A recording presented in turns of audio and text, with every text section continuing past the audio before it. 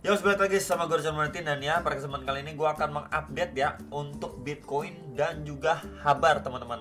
Ya, jadi selamat hari Minggu juga ya, pengen saya ucapin.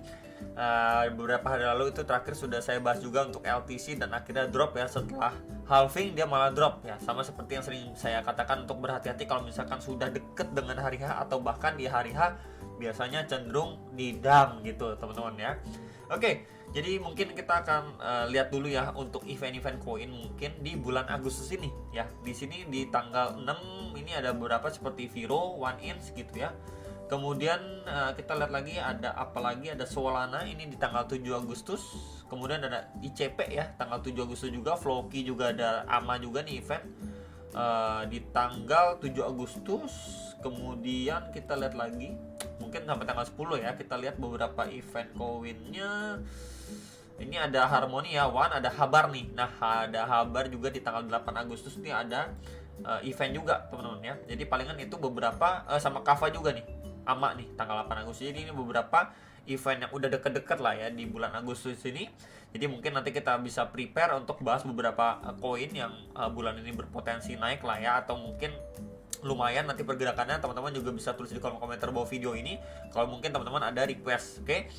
So, kemudian kita lihat ke investing.com untuk di minggu ini ya. Di sini kita bisa lihat untuk tanggal 8 Agustus ini ada AEA ya, Short Term Energy Outlook, ini jam 11 malam. Kemudian ada Crude Oil Inventory ini jam tanggal 9 Agustus jam setengah 10 malam. Kemudian ada di 10 Agustus ini ada Core CPI lagi sama Initial Jobless Claim ini jam setengah 8 malam. Kemudian ada PPI itu di tanggal 11 Agustus jam setengah 8 malam juga.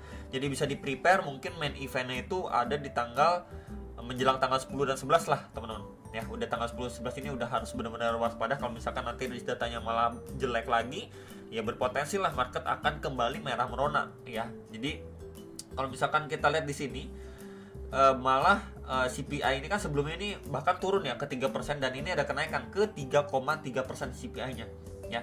Jadi ya sekali lagi perlu sekali diperhatikan, pay attention full di minggu ini ya, bersiap kalau misalkan akhirnya harus another correction terjadi di market. Oke.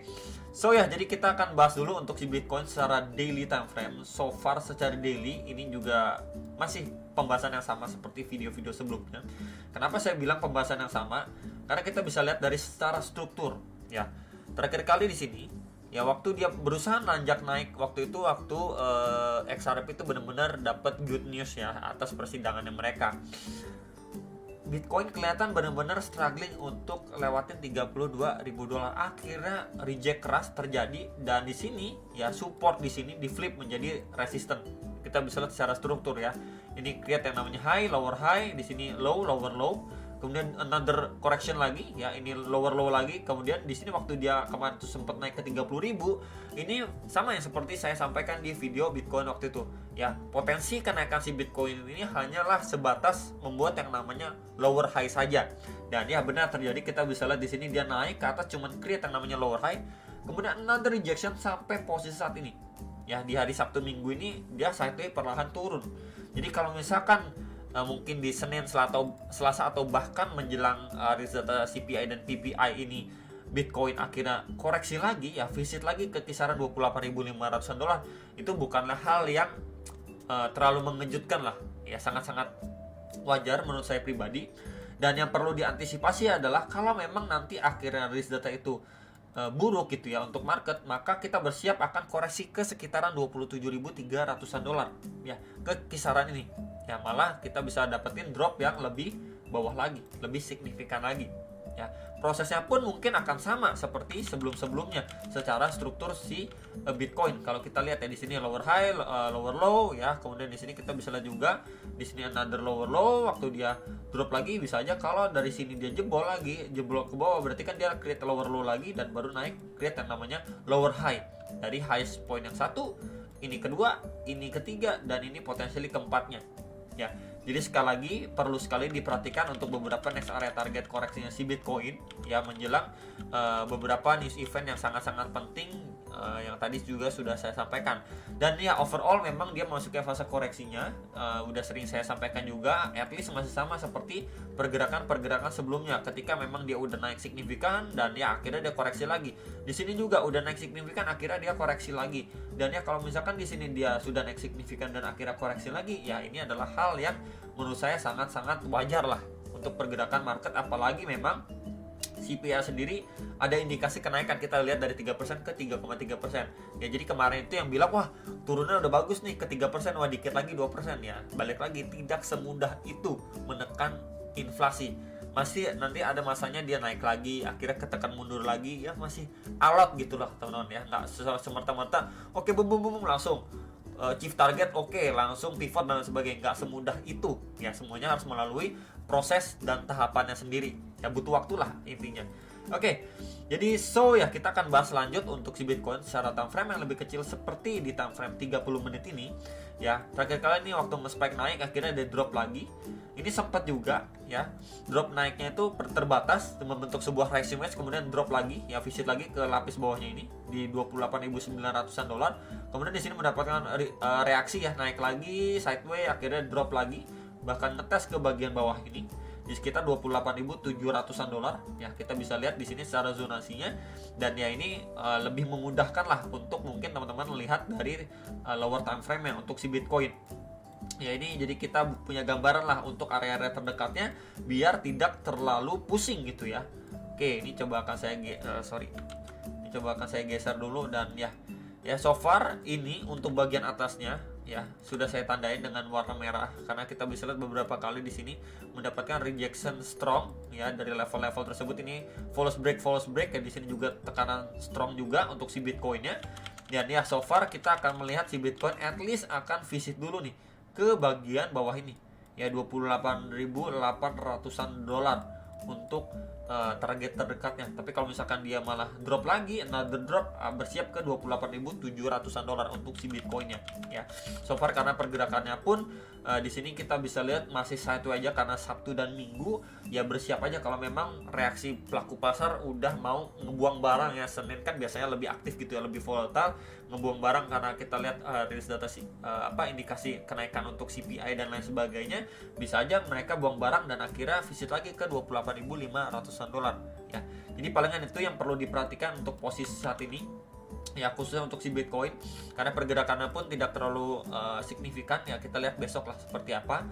Dan ya untuk Habar sendiri kita bisa lihat ya di sini Habar secara daily ini sebelumnya terbentuk sebuah falling wedge yang besar secara daily, cuman akhirnya dia breakdown ngetes sampai 0,04 dolar, kemudian dia berangsur pulih. Nah ini kita bisa lihat di weekend pun naiknya lumayan signifikan loh, tadi ini sampai hampir di 0,06 dolar ya. Cuman sayangnya dia sekarang ini udah ada penurunan lagi ya, rejection lagi lah untuk si Habar ya. Ini di Sabtu Minggu loh dia naik yang lumayan ya. Cuman yang kita perlu perhatikan adalah ini waktu dia bikin jarum ke atas ya di sini. Yang pertama ini pada pergerakan 25 Juni ya. Lalu kedua ya waktu dia bikin jarum lagi di sini pada 20 Juli ya. Kemudian ini kita bisa lihat per hari ini dia bikin jarum lagi ini per 6 Agustus ya. Jadi balik lagi untuk worst case scenario-nya, jikalau memang akhirnya belum benar-benar mampu untuk Habar itu next step lagi ke sekitar 0,06 dolar ya, di sini sekitar sini. Sebelumnya kita bisa lihat support resistance juga.